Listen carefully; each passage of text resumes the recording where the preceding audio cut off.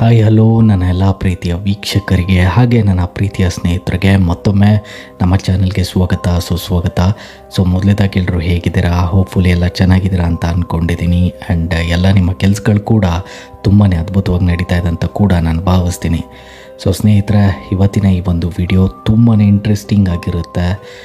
ವಿಡಿಯೋನಲ್ಲೂ ಕೂಡ ಸ್ಕಿಪ್ ಮಾಡದೆ ಎಂಟು ತನಕ ನೋಡಿ. ಆ್ಯಂಡ್ ಯಾರೆಲ್ಲ ಚಾನಲ್ನ ಸಬ್ಸ್ಕ್ರೈಬ್ ಮಾಡ್ದೆ ನೋಡ್ತಾ ಇದ್ದೀರಾ, ದಯವಿಟ್ಟು ಈಗಲೇ ಚಾನಲ್ನ ಸಬ್ಸ್ಕ್ರೈಬ್ ಮಾಡ್ಕೊಳ್ಳಿ. ಹಾಗೆ ಪಕ್ಕದಲ್ಲಿರೋ ಬೆಲ್ ಐಕಾನ್ನ ಆಲ್ಗೆ ಸೆಟ್ ಮಾಡ್ಕೊಳ್ಳಿ. ಬನ್ನಿ ಸ್ನೇಹಿತರೆ, ಇನ್ನೂ ಜಾಸ್ತಿ ಟೈಮ್ ವೇಸ್ಟ್ ಮಾಡದೆ ಸೀದಾ ವಿಡಿಯೋನ ಸ್ಟಾರ್ಟ್ ಮಾಡೋಣ. ಕಾಳಿಹಳ್ಳಿ ಈ ಒಂದು ವಿಲೇಜಲ್ಲಿ ಒಂದು ಜಾಗದ ಹತ್ರ ಹೋಗೋದಕ್ಕೆ ಅಲ್ಲಿನ ಹಳ್ಳಿಯ ಜನರು ತುಂಬಾ ಭಯ ಪಡ್ತಾ ಇರ್ತಾರೆ. ಅದು ಯಾವುದಪ್ಪ ಜಾಗ ಅಂತೀರಾ? ಊರಾಚೆ ಕಂಪ್ಲೀಟ್ ಆಚೆ ಇದ್ದಂತಹ ಒಂದು ಬಾವಿ. ಆ ಬಾವಿ ಹತ್ರ ಹೋಗೋದಕ್ಕೆ ಅಲ್ಲಿನ ಜನರು ತುಂಬಾ ಭಯ ಪಡ್ತಾಯಿದ್ರು. ಯಾಕಪ್ಪ ಅಂದರೆ ಅಲ್ಲಿನ ಜನರು ನಂಬ್ತಾ ಇದ್ದಿದ್ದೇನೆಂದರೆ ಆ ಬಾವಿ ಹತ್ರ ಒಂದು ಮಹಿಳೆ ಕಾಣಿಸ್ಕೊಳ್ತಾ ಇದ್ಲು ಅಂತ. ಈ ಬಾವಿ ಬಗ್ಗೆ ಹೇಳಬೇಕು ಅಂದರೆ ಡೇ ಟೈಮ್ ತುಂಬಾ ನಾರ್ಮಲಾಗಿ ಕಾಣಿಸ್ತಾ ಇತ್ತು. ಆ ಥರ ಏನೂ ಅನಿಸ್ತಾ ಇರಲಿಲ್ಲ, ನಾರ್ಮಲ್ ಬಾವಿ ಥರನೇ ಕಾಣಿಸ್ತಾ ಇರುತ್ತೆ. ಬಟ್ ರಾತ್ರಿ ಆಗ್ತಾ ಇದ್ದಾಗೇ ಆ ಒಂದು ಬಾವಿ ತುಂಬಾ ಭಯಂಕರವಾಗಿ ಆಗ್ತಾ ಹೋಗುತ್ತೆ. ಜಸ್ಟ್ ನೀವು ದೂರದಿಂದ ಅರೌಂಡ್ 200 ಮೀಟರ್ ದೂರದಿಂದನೇ ನಿಂತು ಆ ಒಂದು ಬಾವಿನ ನೋಡಿದ್ರೆ ನೀವು ಹತ್ತಿರ ಹೋಗೋದಕ್ಕೆ ತುಂಬಾ ಭಯ ಪಡ್ತೀರಾ. ರವಿ ರೀಸೆಂಟಾಗಿ ಕಾಳಿಹಳ್ಳಿಗೆ ಶಿಫ್ಟ್ ಆಗಿರ್ತಾನೆ. ಅವ್ನು ಶಿಫ್ಟ್ ಆಗ್ತಾ ಇದ್ದಾಗೇ ಅಲ್ಲಿನ ಹಳ್ಳಿಯ ಜನರ ಬಾಯಲ್ಲಿ ಆ ಒಂದು ಬಾವಿ ಬಗ್ಗೆ ಓಡ್ತಾನೆ ಇರುತ್ತೆ. ಅದನ್ನೆಲ್ಲ ಅವನು ಫಸ್ಟ್ ಟೈಮ್ ಕೇಳಿಸ್ಕೊಂಡಾಗ ತುಂಬಾ ಅಲ್ಲಿಯ ಜನರನ್ನ ತುಂಬಾ ಹೇಟ್ ಮಾಡ್ತಾ ಇರ್ತಾನೆ. ಏನು ಈ ಜನರು ಸುಮ್ಮನೆ ಮೂಢನಂಬಿಕೆನ ಹಬ್ಬಿಸ್ತಾ ಇದ್ದಾರೆ, ಈಗಿನ ಕಾಲದಲ್ಲೂ ಕೂಡ ಈ ಥರದ್ದೆಲ್ಲ ನಂಬ್ತಾರಲ್ಲ ಇವರು ಮೂರ್ಖ ಜನರು ಅಂತ ಅವರನ್ನು ತುಂಬಾ ಹೇಟ್ ಮಾಡ್ತಾ ಇರ್ತಾನೆ. ಆ್ಯಂಡ್ ಒಳಗಡೆನೇ ಆ ಒಂದು ವಿಚಾರನ ನೆನೆಸ್ಕೊಂಡು ನಗಾಡ್ಕೊಂಡು ಸುಮ್ಮನೆ ಆಗ್ತಾ ಇರ್ತಾನೆ. ಓಕೆ, ಈ ಮಾತುಗಳನ್ನೆಲ್ಲ ಅವನು ಅಷ್ಟು ನಂಬ್ತಾ ಇರಲಿಲ್ಲ. ಒಂದು ಸಾಯಂಕಾಲ ರವಿ ಟೀ ಕುಡಿಯೋಣ ಅಂತ ಒಂದು ಕಾಫಿಗೆ ಹೋಗ್ತಾನೆ, ಟೀ ಶಾಪಿಗೆ ಹೋಗ್ತಾನೆ. ಅಲ್ಲಿ ಹೋಗಿ ಟೀನ ಕುಡಿತಾ ಇದ್ದಾಗ ರವಿನ ನೋಡಿಕೊಂಡು ಒಬ್ಬ ವಯಸ್ಸಾದಂತಹ ಒಬ್ಬ ಅಜ್ಜ, ಒಬ್ಬ ವೃದ್ಧ ರವಿಗೆ ಹೇಳ್ತಾನೆ, ನಾನು ನಿನ್ನನ್ನು ರೀಸೆಂಟಾಗಿ ಈ ಒಂದು ಹಳ್ಳಿಯಲ್ಲೆಲ್ಲೂ ನೋಡಿರಲಿಲ್ಲ, ಮೋಸ್ಟ್ಲಿ ನೀನು ಹೊಸದಾಗಿ ಶಿಫ್ಟ್ ಆಗಿರ್ಬೋದು ಅಂತ ಕೇಳ್ತಾನೆ. ಆಗ ರವಿ ಹೌದು ಅಂತ ಹೇಳ್ತಾನೆ. ಆಗ ಆ ಅಜ್ಜ ಹೇಳ್ತಾನೆ, ನಾನು ನಿನಗೊಂದು ವಿಚಾರ ಹೇಳ್ತೀನಿ, ನಿನಗೆ ಬಹುಶಃ ಇದ್ರ ಬಗ್ಗೆ ಗೊತ್ತಿರಲ್ಲ, ನೀನು ಹೊಸದಾಗಿ ಈ ಒಂದು ಊರಿಗೆ ಬಂದಿರೋದ್ರಿಂದ ನಿನಗೆ ಈ ಒಂದು ವಿಚಾರದ ಬಗ್ಗೆ ಗೊತ್ತಿರಲ್ಲ. ಈ ಒಂದು ಹಳ್ಳಿಯ ಊರಾಚೆಯಲ್ಲಿ ಒಂದು ಬಾವಿ ಇದೆ. ಇನ್ ಕೇಸ್ ನಿನಗೆ ಆ ಒಂದು ಬಾವಿಯಿಂದ, ಆ ಒಂದು ಬಾವಿಯ ಹೋಗುವಂತಹ ಒಂದು ದಾರಿಯಿಂದ ಯಾವುದಾದ್ರೂ ಗೆಜ್ಜೆ ಶಬ್ದ ಮಿಡ್ ನೈಟ್ ಆಗ್ತಾ ಇದ್ದಾಗೇ ಗೆಜ್ಜೆ ಶಬ್ದ ಬಂದರೆ ಅಥವಾ ಅಲ್ಲಿಂದ ಧ್ವನಿ ಏನಾದರೂ ಬಂದರೆ ಅಥವಾ ಏನೇ ಶಬ್ದ ಬಂದರೂ ಅದ್ರ ಬಗ್ಗೆ ತಲೆ ಕೆಡಿಸ್ಕೊಳ್ದೆ ನಿನ್ನ ಕೆಲಸ ನೀನು ಮಾಡು ಅಂತ ಹೇಳ್ತಾನೆ. ಅದಕ್ಕೆ ರವಿ ಅವನನ್ನು ಆ ಒಬ್ಬ ಅಜ್ಜನೂ ಬಯೋದಾಡೋಕ್ಕೆ ಶುರು ಮಾಡ್ತಾನೆ. ಇಲ್ಲಿ ನೆಮ್ಮದಿಯಾಗಿ ಟೀ ಕುಡಿಯೋಕ್ಕೆ ಬಂದಿದ್ದೀನಿ, ಇಲ್ಲೂ ಕೂಡ ನೀವು ಬಿಡಲ್ವಲ್ಲ ಅಂತ ಅವನು ಆ ಒಂದು ಅಜ್ಜಂಗೆ ಗದರಿಸ್ತಾನೆ. ಆವಾಗ ಆ ಅಜ್ಜ ಹೇಳ್ತಾನೆ, ಈ ಥರ ಇಗ್ನೋರ್ ಮಾಡಿ ಸುಮಾರು ಜನ ಎಲ್ಲಿ ಏನಾದರೂ ಅನ್ನೋದು ಗೊತ್ತಿಲ್ಲ, ದಯಮಾಡಿ ನೀನು ಇದನ್ನು ಅಷ್ಟು ಲೈಟಾಗಿ ತೊಗೋಬೇಡ ಅಂತ ಅಜ್ಜ ಹೇಳ್ತಾನೆ. ಅದಕ್ಕೆ ರವಿ ಒಂದು ಕೆಟ್ಟ ಪದನ ಆ ಒಬ್ಬ ಅಜ್ಜನ ಮೇಲೆ ಬಳಸ್ತಾನೆ. ಅಕ್ಕಪಕ್ಕ ಇದ್ದಂತಹ ಜನರು ರವಿನ ಒಂದೇ ಸಮನೆ ನೋಡೋದಕ್ಕೆ ಶುರು ಮಾಡ್ತಾನೆ. ರವಿ ಇಮ್ಮಿಡಿಯೇಟಾಗಿ ಟೀನ ಕುಡಿದುಬಿಟ್ಟು ಅಲ್ಲಿಂದ ವಾಪಸ್ ಹೊರಟೋಗ್ತಾನೆ. ಆ ದಿನ ರಾತ್ರಿ ರವಿ ತನ್ನ ಮನೆಯಲ್ಲಿ ಬೆಡ್ ಮೇಲೆ ಫೋನನ್ನು ಸ್ಕ್ರೋಲ್ ಮಾಡ್ತಾ ಕೂತಿರ್ತಾನೆ, ಮಲಗಿರ್ತಾನೆ. ಅದೇ ಒಂದು ಟೈಮಲ್ಲಿ ಅವನ ಮನೆಯಿಂದ ಆಚೆ ತುಂಬಾ ಡೆಡ್ ಸೈಲೆನ್ಸ್ ಆಗಿರುತ್ತೆ. ಒಂಥರ ಅನ್ಯೂಶುವಲ್ ಸೈಲೆಂಟ್ ಇರುತ್ತೆ. ಯಾವುದೇ ಥರ ನಾಯಿ ಬೊಗಳ್ತಾ ಇಲ್ಲ, ಇನ್ಸೆಕ್ಟ್ಸ್ಗಳ ಶಬ್ದ ಕೇಳಿಸ್ತಾ ಇಲ್ಲ, ಗಾಳಿ ಸದ್ದು ಕೇಳಿಸ್ತಾ ಇಲ್ಲ, ತುಂಬಾ ಡೆಡ್ ಸೈಲೆಂಟ್ ಆಗಿದೆ ಆಚೆ. ಅದೇ ಟೈಮಲ್ಲಿ ಅವನ ಒಂದು ಮನೆ ಎಲ್ಲಿತ್ತು ಅಂದರೆ ಜಸ್ಟ್ ಅರೌಂಡ್ 50 to 60 ಮೀಟರ್ಸ್ ಅವೇ ಆ ಒಂದು ಬಾವಿ ಹತ್ರ, ಅಷ್ಟು ಹತ್ರ ಆ ಒಂದು ಮನೆಯಲ್ಲಿದ್ದ ಅವನು. ಅದೇ ಟೈಮಲ್ಲಿ ಅಷ್ಟು ಡೆಡ್ ಸೈಲೆನ್ಸಿಂದ ತುಂಬಿರೋ ಆಚೆಯಿಂದ ಒಂದು ಗೆಜ್ಜೆ ಶಬ್ದ ಬರೋದಕ್ಕೆ ಶುರು ಆಗುತ್ತೆ. 2 ಸತಿ ಛಳ್ ಅಂತ ಒಂದು ಗೆಜ್ಜೆ ಶಬ್ದ ಅವನಿಗೆ ಕೇಳಿಸುತ್ತೆ. ಫಸ್ಟ್ ಟೈಮ್ ಇಗ್ನೋರ್ ಮಾಡ್ತಾನೆ. ಸೆಕೆಂಡ್ ಟೈಮ್ ಮತ್ತೆ ಮತ್ತೆ ಸೇಮ್ ಗೆಜ್ಜೆ ಸದ್ದು ಅವನಿಗೆ ಕೇಳಿಸುತ್ತೆ. ಒಂಥರ ಮುಖದ ಮೇಲೆ ನರ್ವಸ್ನೆಸ್ ಇದ್ದಂತಹ ಒಂದು ಸ್ಮೈಲ್ನ ಮಾಡಿ ಅದನ್ನು ಮತ್ತೆ ಲೈಟಾಗಿ ತಗೋತಾನೆ. ಈ ಸತಿ ಏನಪ್ಪ ಅನ್ಕೋತಾನೆ ಅಂದರೆ ಯಾರೋ ಆಚೆ ನಡ್ಕೊಂಡು ಹೋಗ್ತಾ ಇರ್ಬೋದು ಈ ಒಂದು ಟೈಮಲ್ಲಿ ಅಂತ ಅವನು ಅನ್ಕೋತಾನೆ. ಬಟ್ ಅಲ್ಲಿ ಆಗ್ತಾ ಇದ್ದಂತಹ ಕಥೆನೇ ಬೇರೆ. ಆ ಗೆಜ್ಜೆ ಶಬ್ದ ಏನಿದೆ ಹಂತ ಹಂತವಾಗಿ ಜಾಸ್ತಿನೇ ಕೇಳಿಸ್ತಾ ಇತ್ತು. ಸೊ ಜಾಸ್ತಿ ಕೇಳಿಸ್ತಾ ಕೇಳಿಸ್ತಾ ಕೇಳಿಸ್ತಾ ಒಂದೇ ಸತಿ ಸ್ಟಾಪ್ ಆಗಿಬಿಡುತ್ತೆ. ಸೊ ಆಚೆ ಮತ್ತೆ ಡೆಡ್ ಸೈಲೆನ್ಸ್ ಆಗುತ್ತೆ. ರವಿಗೆ ಒಂದು ಸ್ವಲ್ಪ ಕ್ಯೂರಿಯಾಸಿಟಿ ಜಾಸ್ತಿ ಆಗಿ ಏನು ಶಬ್ದ ಇರ್ಬೋದು ಅಂತ ಅವನ ರೂಮಿನ ಅವನ ಮನೆ ವಿಂಡೋ ಹತ್ರ ಹೋಗ್ತಾನೆ, ಆ ವಿಂಡೋ ಆಚೆ ನೋಡೋದಕ್ಕೆ. ಸೊ ಕರ್ಟನ್ಸ್ನ ಓಪನ್ ಮಾಡಿ ನೋಡ್ತಾನೆ, ಆ ಒಂದು ಬಾವಿ ಹತ್ರ ಒಂದು ಬಿಳಿ ಸೀರೆಯನ್ನು ತೊಟ್ಟಂತಹ ಒಂದು ಮಹಿಳೆ ನಿಂತ್ಕೊಂಡಿದ್ದಾಳೆ.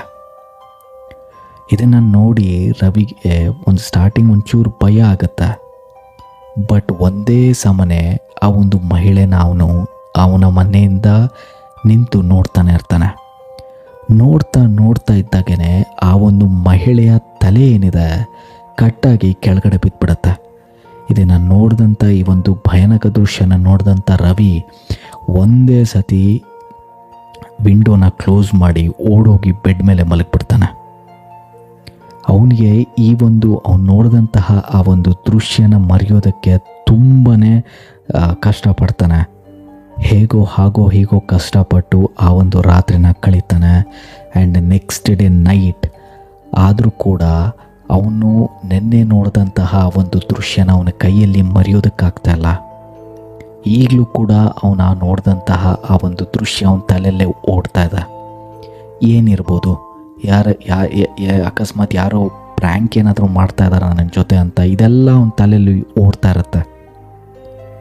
ಸೊ ಅದೇ ಟೈಮ್ಗೆ ಇವಾಗ ಟೈಮ್ ಬಂದುಬಿಟ್ಟು 12:30, 12:45, 1 ಗಂಟೆ ಆದರೂ ಅವನಿಗೆ ನಿದ್ದೆ ಬರ್ತಾ ಇರಲ್ಲ. ಮಲ್ಗೋದಕ್ಕೆ ತುಂಬಾ ಪ್ರಯತ್ನ ಪಡ್ತಾ ಇದ್ದಾನೆ, ಬಟ್ ಅವನಿಗೆ ನಿದ್ದೆ ಬರ್ತಾ ಇಲ್ಲ. ಸೊ ಅರೌಂಡ್ 1:15 ಆಗ್ತಾ ಇದ್ದಾಗೇ ಅವನು ಹಾಗೆ ನಿದ್ದೆಗೆ ಜಾರ್ತಾ ಇರ್ತಾನೆ. ಅದೇ ಟೈಮ್ಗೆ ಅವನಿಗೆ ಒಂದು ಡೋರ್ ನಾಕ್ ಸೌಂಡ್ ಕೇಳಿಸುತ್ತೆ.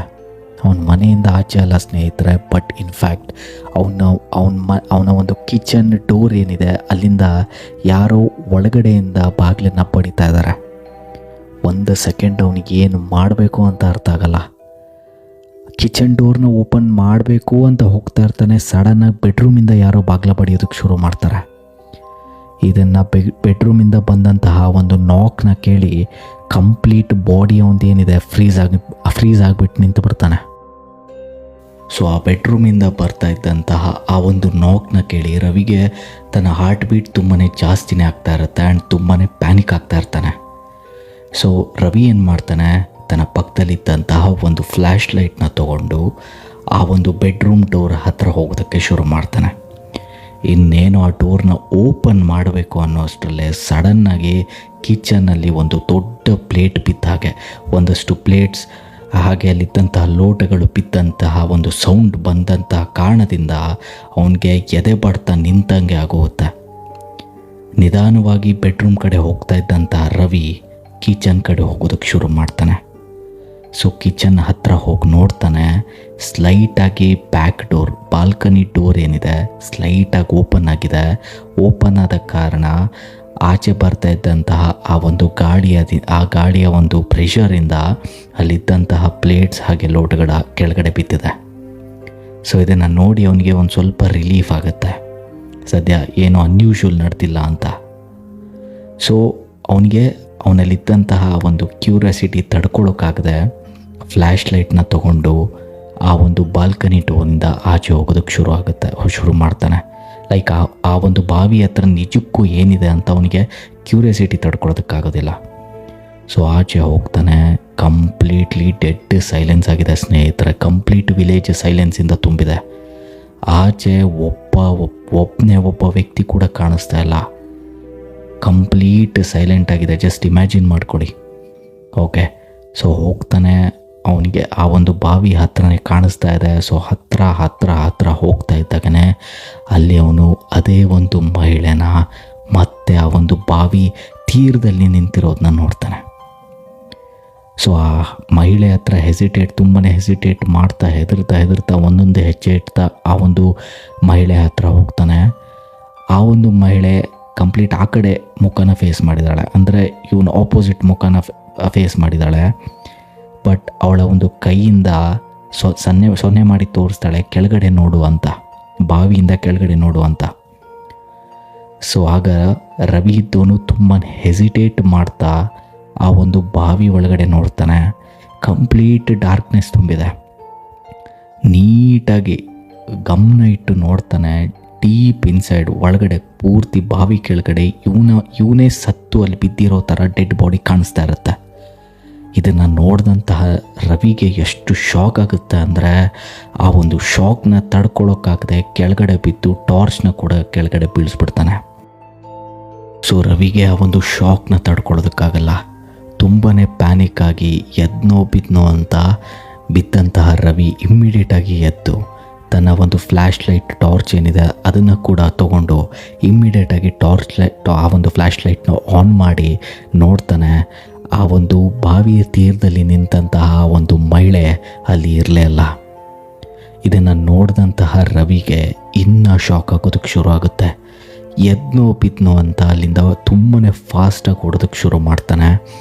ಹಾಗೆ ಓಡ್ತಾ ಇದ್ದಂತಹ ರವಿಗೆ ಇದ್ದಕ್ಕಿದ್ದಾಗೆ ಸಡನ್ನಾಗಿ ಹಿಂದೆಯಿಂದ ಅವನ ಕಿವಿಯ ಹತ್ರ ಯಾರೋ ಬಂದು ನನ್ನನ್ನು ಯಾಕೆ ನೋಡಿದೆ ಅಂತ ಯಾರೋ ತನ್ನ ಕಿವಿಯಲ್ಲಿ ಬಂದು ಪಿಸು ಮಾತಲ್ಲಿ ಯಾರೋ ಹೇಳ್ತಾರೆ.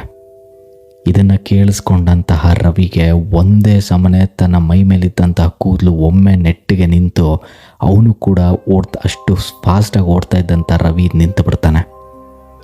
ಇಮಿಡಿಯೇಟಾಗಿ ತನ್ನ ಫ್ಲ್ಯಾಶ್ ಲೈಟ್ನ ಆನ್ ಮಾಡಿ ಹಿಂದೆ ಆ ಒಂದು ಸೌಂಡ್ ಎಲ್ಲಿ ಬಂತು ಅಲ್ಲಿ ಫ್ಲ್ಯಾಶ್ ಮಾಡ್ತಾನೆ. ಅಲ್ಲಿ ನೋಡ್ತಾನೆ ಸ್ನೇಹಿತರಲ್ಲಿ ಅವನಿಗೆ ಕಾಣಿಸಿದಂತಹ ಒಂದು ದೃಶ್ಯ ಏನಿದೆ ತುಂಬಾ ಭಯಂಕರವಾಗಿತ್ತು. ಆ ಒಂದು ಮಹಿಳೆ ಜಸ್ಟ್ ಅವನ ಇಂಚಸಲ್ಲಿ ನಿಂತ್ಕೊಂಡಿದ್ದಾಳೆ. ತುಂಬಾ ಭಯಂಕರವಾಗಿ ಕಾಣಿಸ್ತಾ ಇದ್ದಾಳೆ. ತುಂಬಾ ವಿಕಾರವಾಗಿರುವಂತಹ ಒಂದು ಮುಖ, ತುಂಬಾ ವಿಚಿತ್ರವಾಗಿ ನಗ್ತಾ ಇದ್ದಾಳೆ. ಇದನ್ನು ನೋಡಿದಂಥ ರವಿಗೆ ಯಾವ ರೇಂಜಿಗೆ ಭಯ ಆಗೋದಕ್ಕೆ ಶುರು ಆಗುತ್ತೆ ಅಂದರೆ ಅವನ ಒಂದು ಹಾರ್ಟ್ ಬೀಟ್ ತುಂಬಾ ಜಾಸ್ತಿನೇ ಇನ್ಕ್ರೀಸ್ ಆಗ್ತಾ ಹೋಗುತ್ತೆ. ತುಂಬಾ ಜೋರಾಗಿ ಉಸಿರಾಡ್ತಾ ಇದ್ದಾನೆ. ಈ ಒಂದು ಇನ್ಸಿಡೆಂಟ್ ಆಗಿ ನೆಕ್ಸ್ಟ್ ಡೇ ರವಿಯ ಒಂದು ಆ್ಯಕ್ಟಿವಿಟೀಸ್ ಏನಿದೆ ತುಂಬಾ ಅಬ್ನಾರ್ಮಲ್ ಆಗೋದಕ್ಕೆ ಶುರು ಆಗುತ್ತೆ. ತುಂಬಾ ಅನ್ಯೂಶುವಲ್ ಆ್ಯಕ್ಟಿವಿಟೀಸ್. ಯಾರ ಜೊತೆನೂ ಜಾಸ್ತಿ ಮಾತಾಡ್ತಾ ಇರಲಿಲ್ಲ. ಒಬ್ಬೊಬ್ಬನೇ ಸೈಲೆಂಟಾಗಿ ಕೂತಿರ್ತಾನೆ. ಹಳ್ಳಿ ಕಟ್ಟಿ ಹತ್ರ ಯಾವಾಗ ನೋಡಿದ್ರೂ ಆ ಒಂದು ಹಳ್ಳಿ ಕಟ್ಟಿಯಲ್ಲೇ ಕೂತಿರ್ತಾನೆ. ಊರಿನ ಅಕ್ಕಪಕ್ಕ ಮನೆಯವರು, ಅಲ್ಲಿಯ ಹಳ್ಳಿ ಜನರು ಕೂಡ ಇದನ್ನು ಒಬ್ಸರ್ವ್ ಮಾಡ್ತಾನೆ ಇರ್ತಾರೆ. ರವಿಯ ಒಂದು ಬಿಹೇವಿಯರ್ ಏನಿದೆ ಕಂಪ್ಲೀಟಾಗಿ ಚೇಂಜ್ ಆಗಿ ಹೋಗಿತ್ತು. ಆ ಒಂದು ರಾತ್ರಿ ಆದಮೇಲೆ ಅಲ್ಲಿದ್ದಂತಹ ಜನರಿಗೆ ಗೊತ್ತಾಗೋಗ್ಬಿಡುತ್ತೆ. ಆ್ಯಂಡ್ ಸ್ನೇಹಿತರೆ, ರವಿಯ ಒಂದು ಕೂದಲೇನಿದೆ ಇದ್ದಕ್ಕಿದ್ದಾಗೆ ಆಲ್ಮೋಸ್ಟ್ 70-80% ಕೂದಲು ಗ್ರೇಗೆ ಟರ್ನ್ ಆಗಿರುತ್ತೆ. ಇದನ್ನು ನೋಡಿದಂಥ ಹಳ್ಳಿ ಜನರು ತುಂಬಾ ತಮ್ಮಷ್ಟಕ್ಕೆ ತಾವು ಎಚ್ಚರಗೊಳಿಸ್ಕೊಳ್ತಾರೆ. ಅವ್ರಿಗೆ ಗೊತ್ತಾಗ್ಬಿಡುತ್ತೆ ಆ ಒಂದು ಆತ್ಮ ರವಿಗೆ ತುಂಬಾ ಕಾಡಿದೆ ಅಂತ. ಈ ಒಂದು ಇನ್ಸಿಡೆಂಟ್ ಆದಮೇಲೆ, ರವಿಯ ಒಂದು ಇನ್ಸಿಡೆಂಟ್ ಆದಮೇಲೆ ಹಳ್ಳಿ ಜನರು ಆ ಒಂದು ನಂಬಿಕೆಯನ್ನು ಏನಿಟ್ಟಿದ್ರು ಆ ನಂಬಿಕೆಯನ್ನು ಜಾಸ್ತಿ ಆಗೋದಕ್ಕೆ ಶುರು ಆಗುತ್ತೆ. ಆ್ಯಂಡ್ ಮುಂಚೆ ಹಳ್ಳಿ ಜನರು ಮಿಡ್ ನೈಟ್ ಆಗ್ತಾ ಇದ್ದಾಗೇ ನಿಮಗೆ ಗೆಜ್ಜೆ ಶಬ್ದ ಏನಾದರೂ ಬಂದರೆ ಆ ಕಡೆ ಗಮನ ಕೊಡಬೇಡಿ ಅಂತ ಏನು ಹೇಳ್ತಾ ಇದ್ರೋ, ನಿಮ್ಮ ಮನೆ ಬಾಗಿಲನ್ನು ಕೂಡ ತೆಗಿಬೇಡಿ ಅಂತ ಅದೇ ಹಳ್ಳಿ ಜನರು ಹೇಳೋದಕ್ಕೆ ಶುರು ಮಾಡ್ತಾರೆ. ಸೊ ಸ್ನೇಹಿತರೆ, ಇದಾಗಿತ್ತು ಇವತ್ತಿನ ಈ ಒಂದು ವಿಡಿಯೋ. ಹೋಪ್ಫುಲಿ ಈ ಒಂದು ವಿಡಿಯೋ ನಿಮಗೆ ಇಷ್ಟ ಆಯಿತು ಅಂತ ಅಂದ್ಕೊಂಡಿದ್ದೀನಿ. ಒಂದು ವೇಳೆ ಕತೆ ಇಷ್ಟ ಆಗಿದ್ದರೆ ದಯವಿಟ್ಟು ನಿಮ್ಮ ಸ್ನೇಹಿತರಿಗೂ ಕೂಡ ಶೇರ್ ಮಾಡಿ, ಹಾಗೆ ಲೈಕ್ ಆ್ಯಂಡ್ ಶೇರ್ ಮಾಡಿ. ಸೊ ಒಂದು ವೇಳೆ ಕತೆ ಇಷ್ಟ ಆಗದೆ ಇದ್ದರೆ ಡಿಸ್ಲೈಕ್ ಮಾಡಿ ಅಂತ ಹೇಳ್ತಾ ಮುಂದಿನ ವಿಡಿಯೋದಲ್ಲಿ ಮತ್ತೊಮ್ಮೆ ಭೇಟಿಯಾಗೋಣ. Until then, take care and thank you for watching.